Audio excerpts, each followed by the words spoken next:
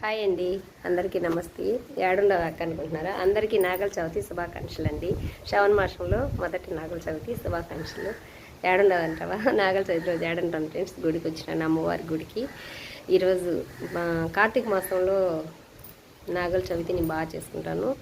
ఈరోజు శ్రావణ మాసంలో నాగల చవితి కదా, అమ్మవారి గుడికి వచ్చినాను. పాలు పండ్లు సలివిడి నువ్వు పిండి అన్నీ పెట్టి టెంకాయ కొట్టుకున్నాను, వడపప్పు అన్నీ పెట్టి. ఎక్కడున్నానంటావా?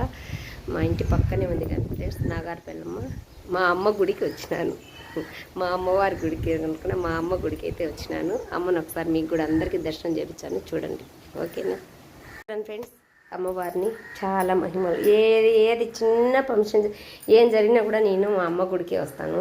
ఎందుకంటే నాకైతే ఈ గుడికి రావడానికి అందుబాటులో ఉంటుంది, పక్కనే ఉండదు. కాబట్టి నేనైతే ఈరోజు ఈ విధంగా కొంచెం నువ్వు పిండి, చలివిడి, వడపప్పు, తాంబూలము, అంటిపండ్లు లేవు ఫ్రెండ్స్ ఈరోజు. అందుకని 2 ఖర్జూర పండ్లు పెట్టి కొబ్బరికాయ కొట్టుకొని పాలు పెట్టి అమ్మవారికి అయితే పూజ చేసుకున్నాను. నాగుల చవితి అని నేనైతే ఇంతవరకే చేసుకున్నాను ఫ్రెండ్స్, ఎక్కువైతే ఏం చేసుకోలేదు.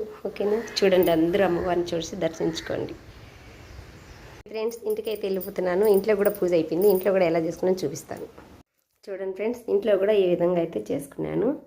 నాగుల చవితి కదా, మేమైతే ఎక్కువ అక్కయ్య గారిని కొలుస్తాము. అక్కయ్య గారు అన్నీ కూడా 7 మంది వాళ్ళు నాగులేను. నాగుల చవితి అంటే వాళ్ళు కూడా అక్కయ్య గారు కాబట్టి 7 మంది అక్క దేవతలు నాగుల చవితి కాబట్టి నాగుల చవితి రోజు అయితే నాకు కొంచెం ఎక్కువ ఫ్రెండ్స్. ఎందుకంటే మేము ఎక్కువ నాగుల చవితిని నాగులను కొలుచుకుంటాం కాబట్టి ఇంట్లో కూడా పాలు, తాంబూలము, పండ్లు ఏం లేవు ఫ్రెండ్స్ ఇంట్లో. ఈరోజు అయిపోయినాయి. నేను రాజంపేటకి వెళ్ళినా కానీ తెచ్చుకోకుండా వచ్చినాను. అందుకని 2 ఖర్జూర పండ్లు పెట్టినాను.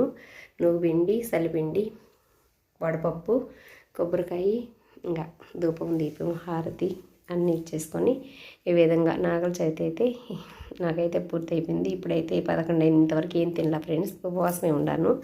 మధ్యాహ్నం వరకు అయితే ఉపవాసం ఉంటాను. మధ్యాహ్నం నుంచి అయితే ఒక పూట తిందామని అనుకున్నాను, నాగల చవితి కాబట్టి. పొద్దుస్తూ అయితే ఉండలేం కదా ఫ్రెండ్స్, కొంచెం అయిన తర్వాత ఉండలేము.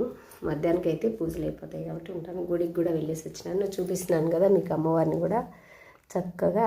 అందరిని అమ్మవారిని మీకు చూపించినాను కదా. మా ఇంట్లో అమ్మవార్లు కూడా ఇలా ఈరోజు నాగుల చవితి కాబట్టి మా ఇంట్లో కూడా పూజ ఇలా ముగిసింది. మీ ఇంట్లో పూజ ఎలా ముగిసింది ఫ్రెండ్స్?